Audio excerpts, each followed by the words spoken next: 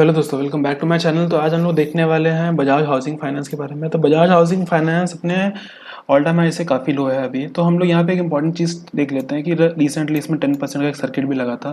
तो यहाँ पे हम लोग देख लेते हैं why stock is very important and very good. So यहाँ पे अगर हम लोग देखें, कंपनी का जो P ratio is very high, 752% पे है। उसका इंडस्ट्री पी देखें तो 19%। बट दिस इज इंपॉर्टेंट क्योंकि बजाज के जितने भी स्टॉक्स हैं सबका पी रेशियो हर समय हाई ही रहता है और फिर भी कंपनी में ग्रोथ रहती है। ठीक है, यहाँ पे free cash flow is 15,000 -15,000 crore.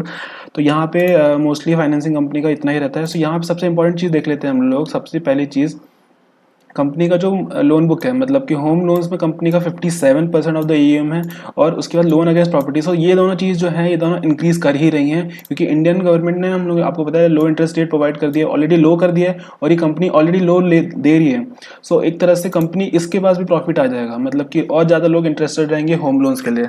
ठीक है, then come the lease rental discounting, मतलब कि यहाँ पे कमर्शियल प्रॉपर्टीज जो हैं वो ओनर्स को प्रोवाइड कराती है एट द लीज। और फिर डेवलपर फाइनेंसिंग विच इज 12%, ज़्यादा इफेक्ट नहीं पड़ रहा है इससे, तो वैसे इससे ज़्यादा मैटर नहीं करता, बट फिर भी।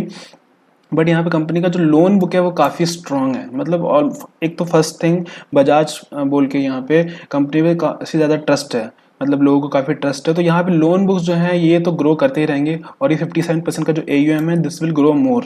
और ये मतलब कि ये टैग्ड इन रहेगा फॉर 20 ईयर्स में, क्योंकि मोस्ट ऑफ द पीपल जो होम लोन लेते हैं वो 20 ईयर्स के लिए रहते हैं। तो वहाँ पे एक अच्छी इंपॉर्टेंट चीज़ है कि ये लॉन्ग टर्म के लिए रहेगा ही रहेगा।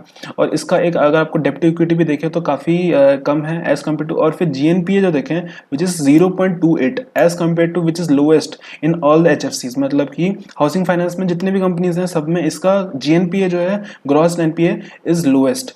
ठीक है, सो दिस इज ऑल।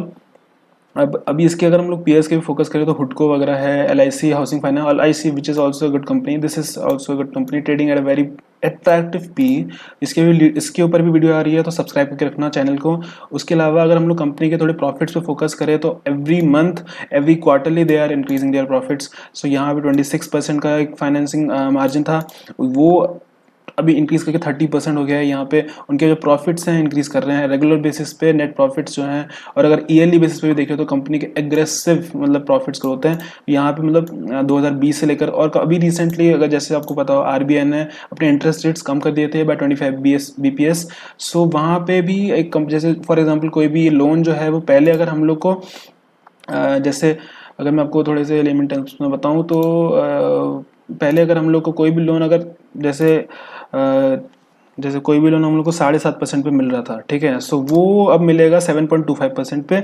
मतलब कि दिस इज़ वेरी, ये काफ़ी अच्छा चीज़ है। तो यहाँ पे लोगों को इंटरेस्ट बढ़ जाएगा। तो डेफिनेटली ज़्यादा परसेंटेज का फ़र्क नहीं है, बट फिर भी जो बड़े बड़े लोन्स, जो फॉर एग्जांपल 1 CR का जिन्होंने ले रखा है, उनके EMI में भी अराउंड, जैसे फॉर एग्जांपल मेरे को जितना एग्जैक्टली पता है, अराउंड 70 lakhs के लोन पे आपका EMI जो है वो कुछ 1,000 रुपये कम हो जाता है या 900 रुपीज़ कम हो जाता है।